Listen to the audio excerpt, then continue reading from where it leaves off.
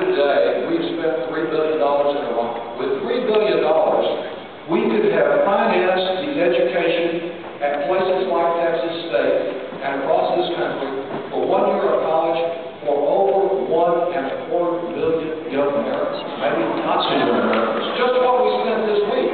And because we spend $3 billion every week over there, next week, April Fool's Week, and the next week, by the end of those 2 weeks, we will have spent enough money to pay for the entire budget of the National Institutes of Cancer.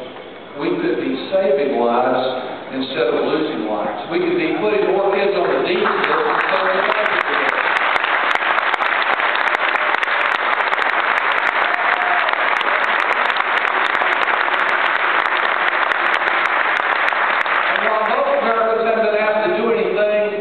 Go shopping as a matter of sacrifice. Some Americans have given their all, and their families have sacrificed and continue to sacrifice everything. 4,000 brave Americans who've given up their life in Iraq, and tens of thousands that come home debilitated to be cared by their families and the American taxpayer for the rest of their lives. And countless numbers of people, lives, civilians torn asunder by this war.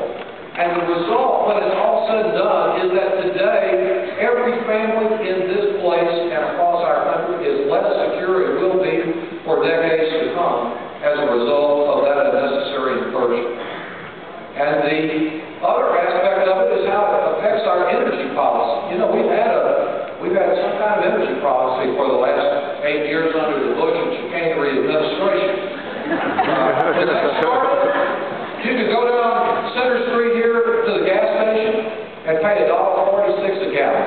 $1.46. Think about what it is today after they messed it up. And this administration is still standing in the way of our renewable energy policy. They're threatening to veto it. And that's not just about how much we pay at the pump, but it's about jobs, green jobs, energy technology that can be exported around the world, and we've got a lot of it going right here in Central Texas, and this administration stands in the way.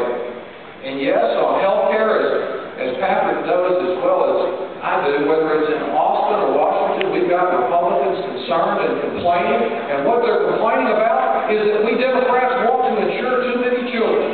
That's their big concern. And in the disgrace of this state having more uninsured kids than any place in this country. You know, not having health insurance is a matter of life and death. I saw a commentator, an expert on this subject the other day, pointing out that if you are a woman diagnosed with breast cancer and you don't have insurance, you've got a 40% greater chance of dying than someone with health insurance. We're rich